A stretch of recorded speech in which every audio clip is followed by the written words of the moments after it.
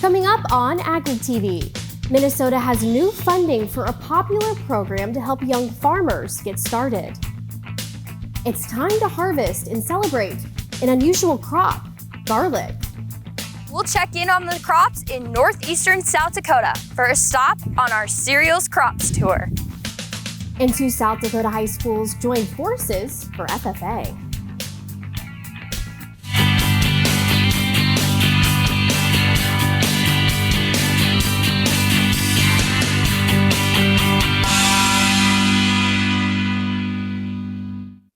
Welcome to AgweekTV. I'm Emily Beal. Beginning farmers can get a little extra help thanks to a popular state program. The Minnesota Ag Department has announced the next round of funding for its popular Down Payment Assistant Grant program. We visited a young farmer who says programs like this helped him get started. But the 73 acres that we're going to drive today. Matt Kruger got to show off his farm to Minnesota Governor Tim Walz this week. Kruger grows corn and soybeans and raises beef cattle near Pine Island. He says at age 34 he could never afford to farm without the help of some beginning farmer programs the state offers. It's a passion, it's a lifestyle. I was living in Rochester for 4 years, and I come from a dairy farm in Wabasha, and my goal was to get back in the country and to be able to have my own farm, and MDA, the state of Minnesota, helped me get here. So I feel honored, to be honest. The Down Payment Assistance Program provides $15,000 for first-time farm buyers. Very grateful for these opportunities. If I didn't have them, I don't know if I'd be able to stand here in front of you today. Governor Walz says there are many barriers for young farmers, including availability and affordability of land, equipment, and health care. And he says it's in everyone's best interest to remove or at least lower those barriers. And that's where one role where state and other partners can be a part of that, and we all benefit from it. Having the most affordable, the safest, and the most abundant food supply in the world is because of Minnesota's agricultural producers. But it's the only program of its kind in the country, and so far 71 farmers have taken advantage. There are also beginning farmer tax credit and beginning farmer loan programs. We encourage farmers to take a look at all of those things because we really need people to be able to get on the land and do the things we need to do. It's in your blood. It's a lifestyle. It's not really a choice. Applications for Minnesota's Down Payment Assistant Grant are open from August 1st to September 15th. You can find more information on any of these programs on the Minnesota Ag Department's website. Wheat isn't the only harvest going on right now. It's also time to harvest garlic. It's this week's AgWeek cover story. That's what's going on at North Circle Seeds in Vergas, Minnesota. Zachary Page worked on a garlic farm in Vermont and fell in love with it. So he started growing it when he started farming near Vergas 5 years ago.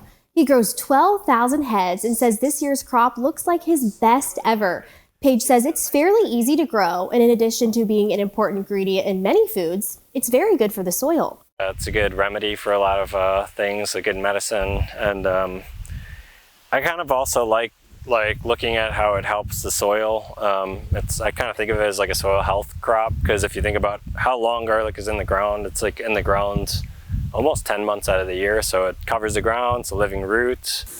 Page is one of 16 garlic growers featured at this year's Garlic Festival on August 10th in Hutchinson, Minnesota.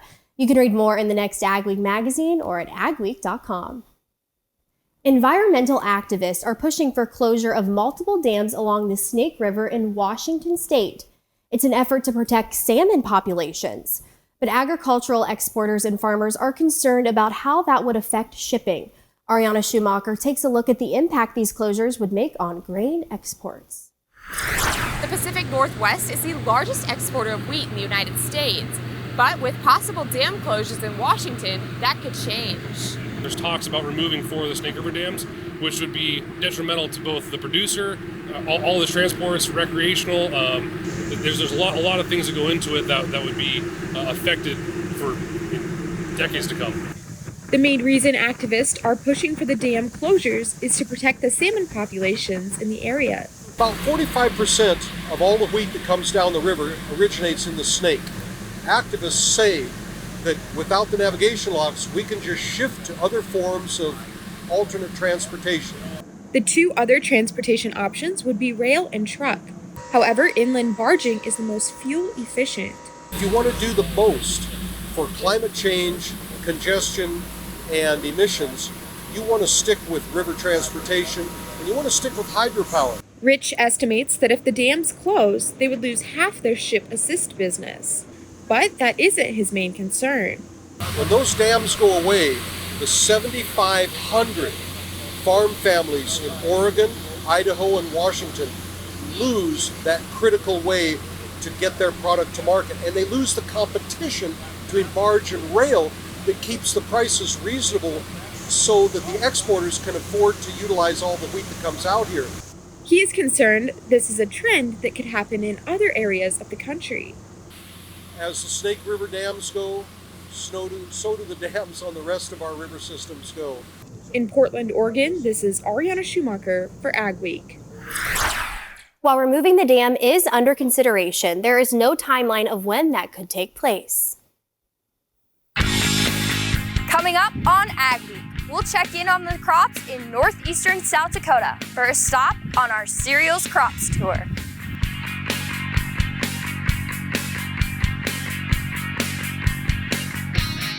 AgWeek's Summer Corn and Soybean Crop Tour kicks off in July 2024 and runs through September.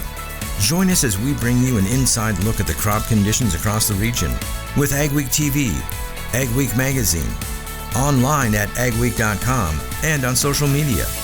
Contact your AgWeek rep or email ads@agweek.com for value-packed sponsorship opportunities today. And align your brand next to premier content on the AgWeek Corn and Soybean Crop Tour this summer.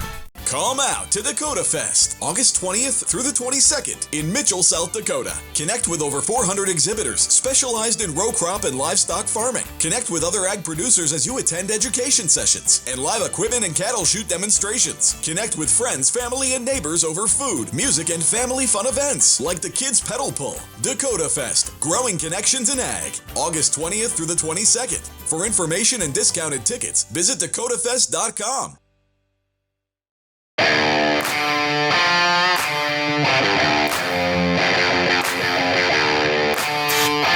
you go, get in.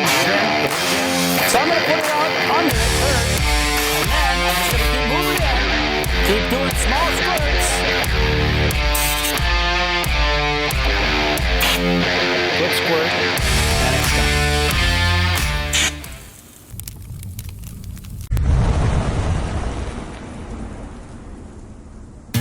When it comes to grain storage and handling solutions, one call does it all. Gateway Building Systems is one of the largest Brock bin dealers in the U.S. Our expert team is dedicated to creating a customized plan for your future success. Expanding your operation has never been easier with our range of Brock solid bins, grain dryers, conveyors, and more. As your trusted partner, we are committed to serving the needs of farmers. Take the first step toward success and call Gateway Building Systems today. Integrity, excellence, teamwork. At Titan Machinery, we take care of our team. Whether you are an experienced technician or looking to start your career, Titan has a spot for you. Earn a competitive pay with the potential to make in excess of 6 figures. Service techs, come grow with a company that invests in you. Titan Machinery offers company HSA and 401k contributions, free single healthcare, and a generous tool allowance. Plus, we'll provide all of your uniform and safety gear. Apply today at titanmachinery.com/careers. The AgWeek Cereals Crop Tour is sponsored by National Wheat Foundation, Anthem Oats, Meridian Seeds, Erickson Custom Operations, AKE Safety Equipment, Advanced Grain Handling Systems, and LCS. Our cereal crops tour continues this week. I traveled to northeastern North Dakota to take a look at the wheat crop. It's going to be a good year all around for every variety, so no matter what, I think you're going to be happy. Troy Girding is a regional commercial sales manager for Lima Grain Cereal Seeds. Due to excess moisture, Girding says there have been some disease pressure present in the cereal crops in the area. Your Fusarium head blight, scab, we've been seeing quite a bit of that, even quite a bit of tan spot, bacterial leaf streak in some areas. With the amount of moisture and rain we've had, diseases are very, very prevalent. But the heavy rainfall has not been all bad news for cereal farmers, as precipitation pushed many fields into a desirable crop. You're seeing good yield across the board just because of the moisture, but you'll see it in those high-yielding varieties with some of the lower protein as well. LCS's variety Boom has performed well this growing season, according to Girding. Its early maturity is a quality that many farmers find attractive. So those guys who either want to split their harvest timing, or even this year for those that were putting in really, really late. We had folks putting wheat in after June 15th this year. So this is a variety that worked out really, really well for them. The heat also played a major role in setting this year's cereal crop up for success. The heat is going to be pushing the wheat along now. We've had quite a large amount of high heat days in the last 2 weeks to month, really, and that's definitely pushing things along. Girding predicts combines will be rolling in the cereal crop soon in the area, but he does not want to speculate what yield numbers will look like. However, he is optimistic about what they will be. Taking a look at LCS Boom here, I'm seeing quite a few heads. Really, really nice fill, good tillering to this field. As far as this goes, I would say it's gonna be a very, very good yield. Our tour now takes us to northeastern South Dakota, where Kennedy Tesh found small grains look good despite some disease pressure. Small grain crops in northeastern South Dakota look better this year than in previous years. Mild temperatures and timely rains are making good growing conditions, but that also makes disease more likely. The spring wheat at this SDSU breeding farm near South Shore is looking good. Small grain went in a decent time, spring small grains like spring wheat and oats. And for winter wheat, we had a decent winter, and we had like quite a bit of precipitation and growing conditions last fall also. So winter wheat and spring wheat, oats looks comparatively way better than last few years that we've seen. David Karki is an agronomy field specialist for SDSU Extension based in Watertown. He says disease is often brought on by humidity and moisture, so the cooler weather in May and June prompted the growth of pathogens. They're seeing a lot of stripe rust in winter and spring wheat, and crown rust in oats. Now, Karki says as harvest approaches, growers in this area could use some dry weather. No rain. I know rain is good, but right now, to drying down time, you probably want to, if your head is filled already to its potential, probably drier climate would help to get those crops out of the field. And he says it's a good time to check for seed-borne diseases like smut. He says if disease was managed properly throughout the growing season, he predicts a high-quality crop and good harvest. South Shore, South Dakota, this is Kennedy Tesh for AgWeek. In South Dakota, the Ag Statistics Service reports 66% of the winter wheat crop has been harvested and 40% of the oat crop has been harvested. This was our last stop on this year's Cereals Crop Tour.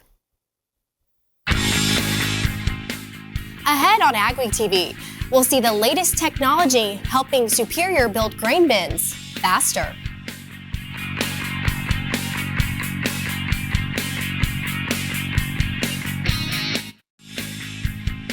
For home delivery of AgWeek, log on to agweek.com or call 800-811-2580. Add more bushels to your hopper and money to your pocket by harnessing the power of air with Crary Wind Systems. Whether your beans are chest high or barely off the ground, Crary offers two solutions that add a constant stream of high-velocity air to quickly feed crop back to the auger, eliminating bunching, reducing shatter loss, and increasing your ground speed. Don't let crop conditions dictate your yield. Check out the Crary Air Reel or Crary Wind System today. There's no easy button, no guarantees, or promises of a good year. This is farming. It's unpredictable and demanding, with long days and sometimes stressful nights. It's weathering the storms and coming out successful. Farming isn't for everyone. We thank those who make it their life, because it is for everyone. Hamilton System Inc. in Drayton, North Dakota is the North American distributor of the Fantini corn and sunflower header. Both the L03 corn head and the G03 sunflower head have a simple, high-efficiency, low-maintenance PTO-driven gearbox, which eliminates slippage and power loss even in the most trying conditions. These heads are built with a solid one-piece frame and tubular steel construction that will withstand the harshest field conditions. Available in models from 4 to 18 rows, they adapt to any combine and come with a 4-year warranty on the transmission units.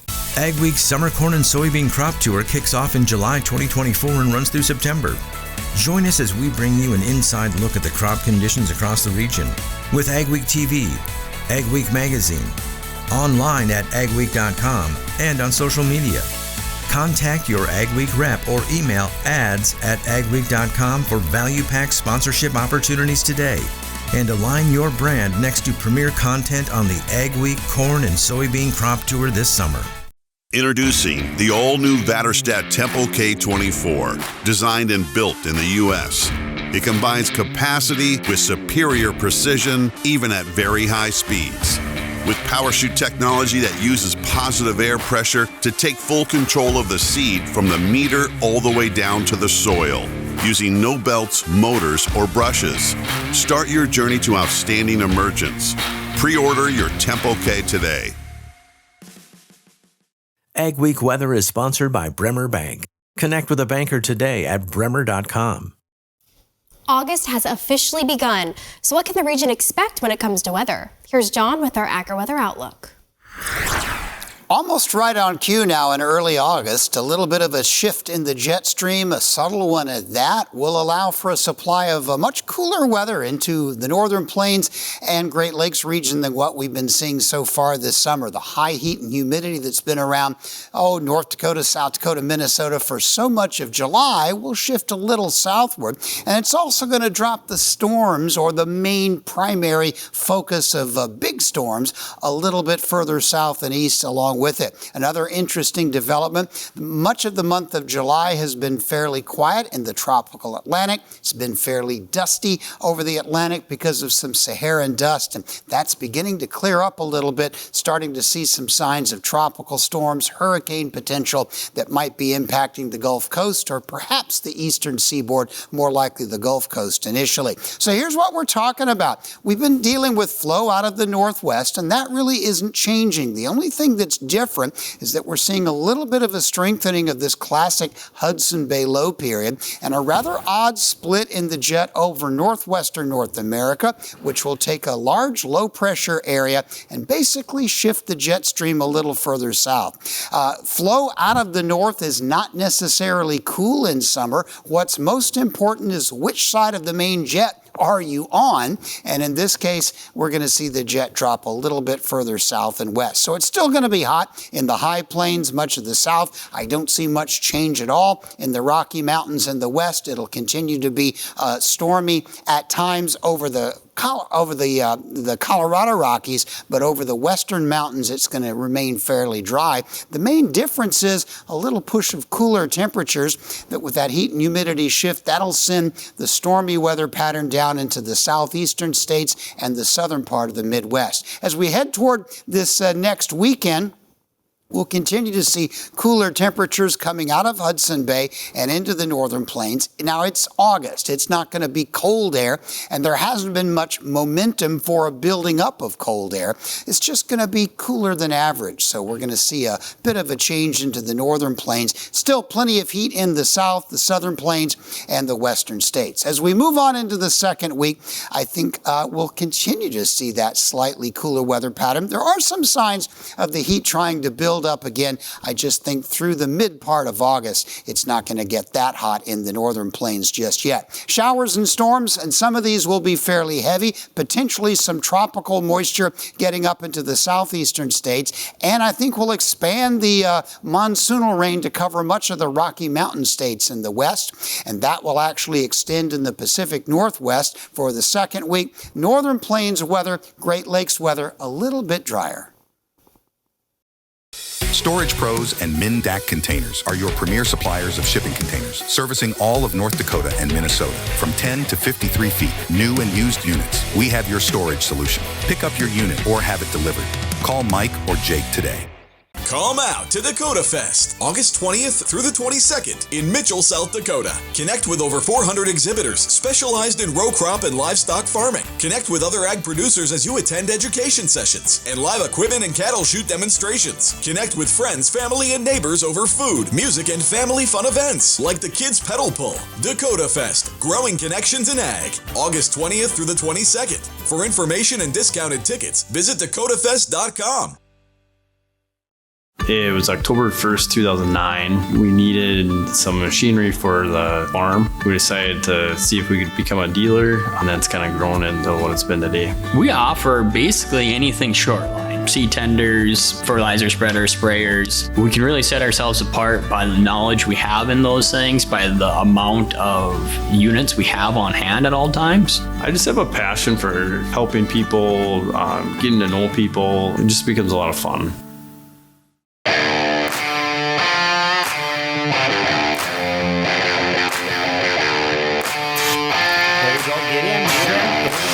So I'm going to put it out under it first, and then I'm just going to keep moving in.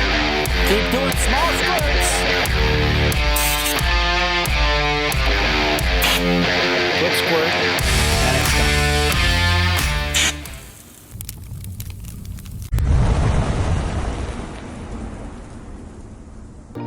There's no easy button, no guarantees, or promises of a good year. This is farming.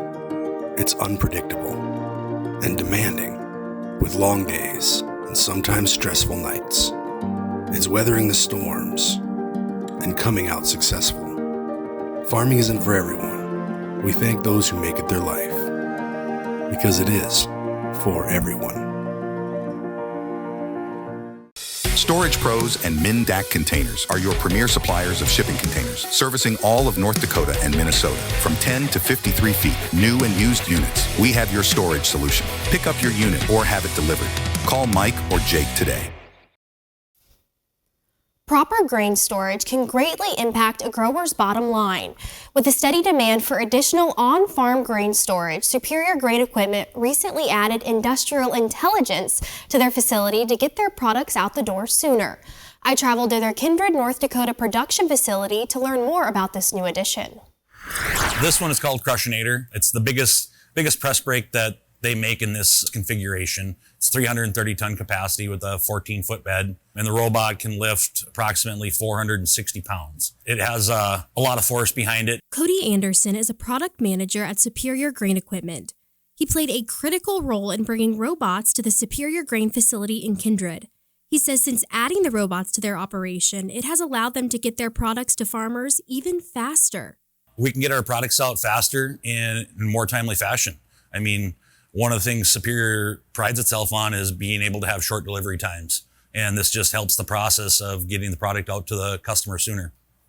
But the robots are not only benefiting Superior's customers, but their employees as well. It helps out because now the employees don't have to struggle and strain themselves to lift these large, heavy parts. It's also reduced the amount of hours, extra hours that we have to put in, which allows them more, time at home, time to do things outside of work. Gives them a 3-day weekend to, go fishing or whatever they want to do. The robots have also added a layer of safety for the workers as well, helping mitigate injury while on the job. The part currently behind us, that used to be a 2-person part that they would have to bend.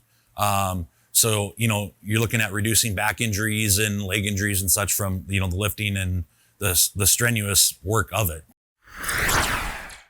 According to Anderson, Superior's productivity since adding the robots has gone up 30 to 40%. Up next on AgweekTV, we'll see how teamwork is making 2 FFA chapters a winner.